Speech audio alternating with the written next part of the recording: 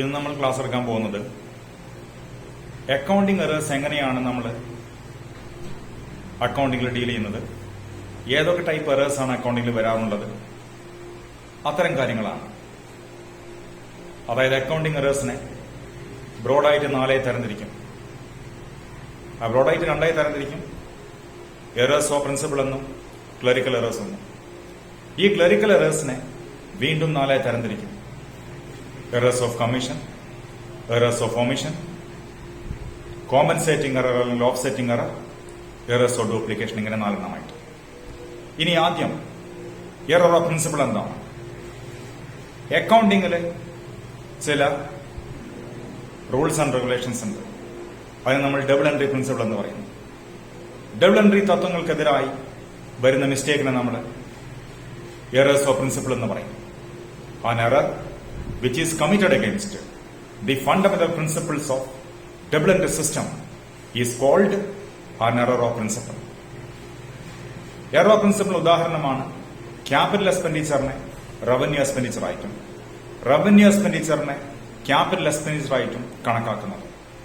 അതുകൂടാതെ depreciation, prepaid expense, outstanding expense, provision for doubtful debts എന്നിവയ്ക്ക് ആവശ്യമായ പ്രൊവിഷൻ നമ്മൾ അക്കൗണ്ടിംഗിൽ കൊടുത്തിട്ടില്ലെങ്കിൽ അത് എറേഴ്സ് ഓഫ് പ്രിൻസിപ്പിൾ ആണ്.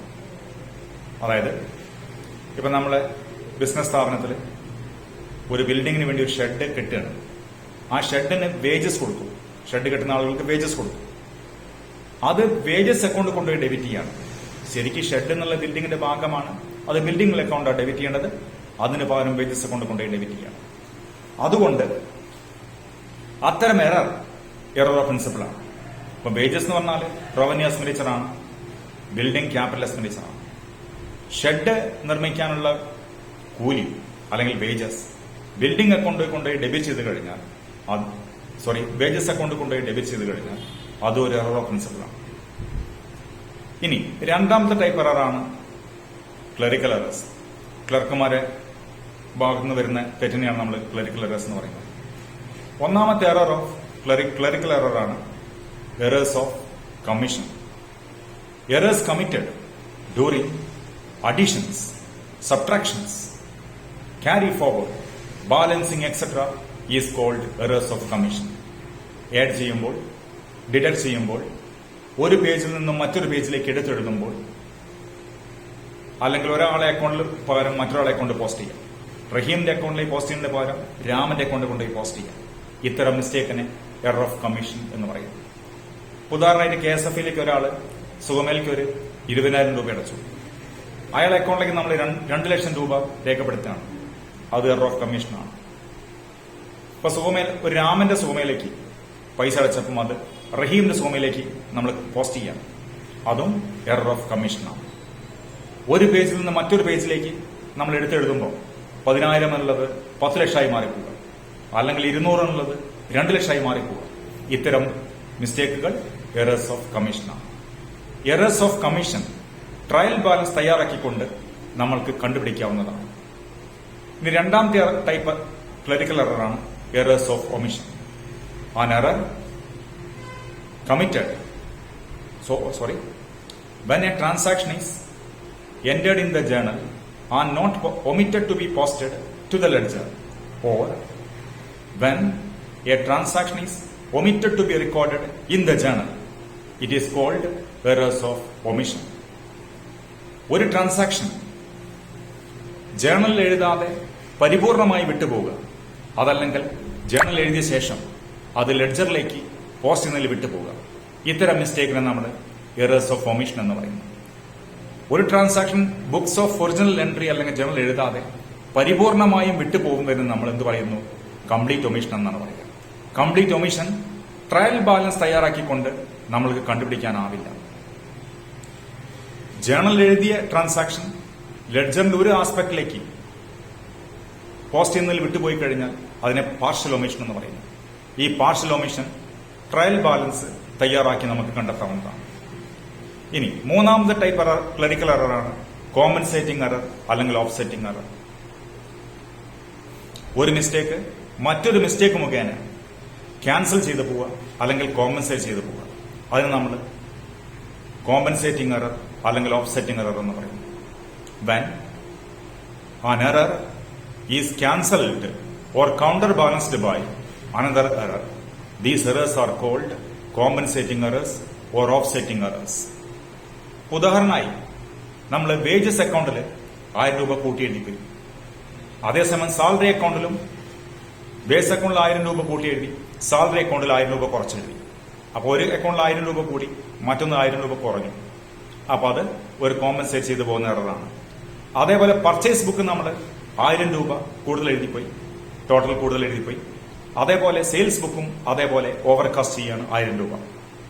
അപ്പൊ അതും കോമ്പൻസേറ്റിംഗ് എറർ അല്ലെങ്കിൽ ഓഫ്സെറ്റിംഗ് എററാണ്. ഇനി അടുത്ത പറയാവുന്നത് എറർ ഓഫ് ഡ്യൂപ്ലിക്കേഷൻ ആണ്.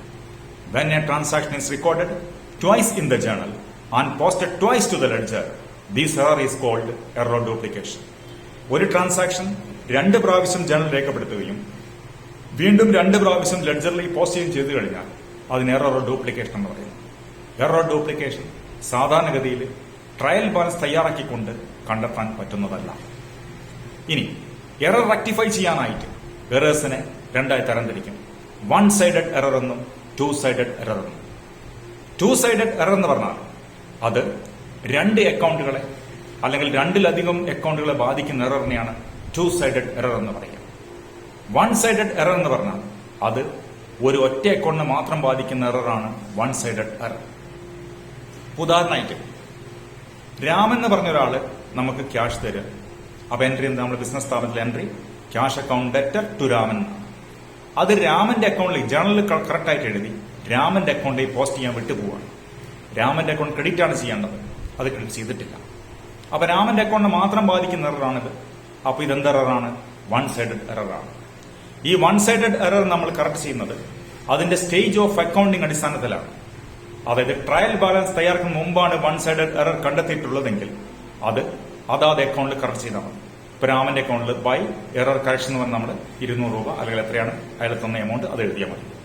ഇനി ട്രയൽ ബാലൻസ് തയ്യാറാക്കി കഴിഞ്ഞ ശേഷമാണ് ഈ 1 സൈഡഡ് എറർ നമ്മൾ കണ്ടെത്തുന്നതെങ്കിൽ അതൊരു ജേണൽ എൻട്രി മുഖേന മാത്രമേ കറക്റ്റ് ചെയ്യാൻ പറ്റുള്ളൂ. ഉദാഹരണമായിട്ട് ഇവിടെ ക്യാഷ് തന്നു Raman, cash account debtor to Raman എന്ന് നമ്മൾ എൻട്രി പാസ് ചെയ്തു. 200 രൂപയാണ് തന്നിട്ടുള്ളത്, രാമന്റെ അക്കൗണ്ടിൽ പോസ്റ്റ് ചെയ്യാൻ വിട്ടുപോയി. അപ്പം ഈ എറർ ട്രയൽ ബാലൻസ് തയ്യാറാക്കിയതിനു ശേഷമാണെങ്കിൽ ട്രയൽ ബാലൻസ് തുല്യമാവില്ല. അപ്പോൾ ആ എമൗണ്ട് സസ്പെൻസ് അക്കൗണ്ടിലേക്ക് ട്രാൻസ്ഫർ ചെയ്തിട്ടുണ്ടാകും. താൽക്കാലികമായിട്ട് ട്രയൽ ബാലൻസ് തയ്യാറാക്കുമ്പോൾ അതിന് ഡിഫറൻസ് ട്രാൻസ്ഫർ ചെയ്യാനുള്ള അക്കൗണ്ടാണ് സസ്പെൻസ് അക്കൗണ്ട്. അപ്പൊ രാമന്റെ അക്കൗണ്ടിൽ ക്രെഡിറ്റ് സൈഡിൽ 200 രൂപ വരണം. അപ്പം ഡെബിറ്റ് കൊടുക്കേണ്ടത് രണ്ടാമത്തെ ആസ്പെക്ട് സസ്പെൻസ് അക്കൗണ്ട് ആയിരിക്കും. അപ്പൊ കറക്ഷൻ എൻട്രി വരിക suspense account debtor to Raman എന്ന് പറയും 200 രൂപ. ഇനി 2 സൈഡഡ് എറർ എന്ന് പറഞ്ഞാൽ അത് 2 അതിൽ കൂടുതൽ അക്കൗണ്ടുകളെ ബാധിക്കുന്ന എററിനെയാണ് 2 സൈഡഡ് എറർ എന്ന് പറയുന്നത്. ഉദാഹരണമായിട്ട് the proprietor of a business withdraw ₹1000 from his business and it is debited to office expense account. ഒരു നിശ്ചിത സംഖ്യ, 1000 രൂപ അല്ലെ 2000 രൂപ പ്രൊപ്പറേറ്റർ, ബിസിനസ്സിലെ പ്രൊപ്പറേറ്റർ അദ്ദേഹത്തിന്റെ പേഴ്സണൽ ആവശ്യത്തിന് വേണ്ടി പിൻവലിച്ചു. അത് നമ്മൾ ഓഫീസ് എക്സ്പെൻസ് കൊണ്ടുപോയി ഡെബിറ്റ് ചെയ്തു. ഇവിടെ ഓഫീസ് എക്സ്പെൻസ് അക്കൗണ്ട് ബാധിക്കുന്നുണ്ട്, അതേപോലെ ഡ്രോയിങ്സ് അക്കൗണ്ടിനെയും ബാധിക്കുന്നുണ്ട്. ഡ്രോയിങ്സ് അക്കൗണ്ട് പോസ്റ്റ് ചെയ്യാൻ വിട്ടുപോയി. പ്രൊപ്പറേറ്റർ അദ്ദേഹത്തിന്റെ പേഴ്സണൽ ആവശ്യത്തിന് വേണ്ടി എമൗണ്ട് പിൻവലിക്കും entry drawings account debtor to cash എന്നാണ്. അത് ഡ്രോയിങ്സ് അക്കൗണ്ട് പോസ്റ്റ് ചെയ്തില്ല, പകരം നമ്മൾ ഓഫീസ് എക്സ്പെൻസ് പോസ്റ്റ് ചെയ്തു. അപ്പൊ ഇവിടെ correct entry drawings account debtor to cash എന്നാണ്. റോങ് എൻട്രി എന്താണ്? Office expense account debtor to cash എന്നാണ്. അപ്പൊ ഓഫീസ് എക്സ്പെൻസിന് തെറ്റായ ഡെബിറ്റ് കൊടുത്തിട്ടുണ്ട്, അത് ക്യാൻസൽ ചെയ്യാൻ ക്രെഡിറ്റ് കൊടുക്കണം. യഥാർത്ഥ ഡെബിറ്റ് ഡ്രോയിങ്സ് അക്കൗണ്ടും കൊടുക്കണം. അപ്പം correction entry drawings account debtor to office expense എന്നാണ്. അപ്പം സാധാരണഗതിയിൽ compensating error, error of principle, complete omission, errors of complete omission തുടങ്ങിയവ ട്രയൽ ബാലൻസ് തയ്യാറാക്കിക്കൊണ്ട് നമ്മൾക്ക് കണ്ടെത്താൻ പറ്റും. 1 സൈഡഡ് എറർ റെക്ടിഫൈ ചെയ്യാനായി നമ്മൾക്ക് എല്ലായ്പ്പോഴും ജേണൽ എൻട്രി മുഖേന ഉപയോഗിക്കണം. റെക്ടിഫിക്കേഷൻ എൻട്രികൾ നമ്മൾ പാസ് ചെയ്യേണ്ടത് ജനറൽ ജേണൽ അല്ലെങ്കിൽ റെക്കോർഡിംഗിന്റെ ജനറൽ ജേണൽ അല്ലെങ്കിൽ ജേണൽ പ്രോപ്പറിലായിരിക്കും. അതായത് പിന്നെ ജേണലിന്റെ സബ് ഡിവിഷനാണ് നമ്മൾ ജനറൽ ജേണൽ അല്ല ജേണൽ പ്രോപ്പർ എന്ന് പറയുന്നത്. അപ്പോൾ റെക്ടിഫിക്കേഷൻ എൻട്രി പോസ്റ്റ് ചെയ്യേണ്ടത് ജനറൽ ജേണൽ അല്ലെങ്കിൽ ജേണൽ പ്രോപ്പറിൽ ആയിരിക്കും.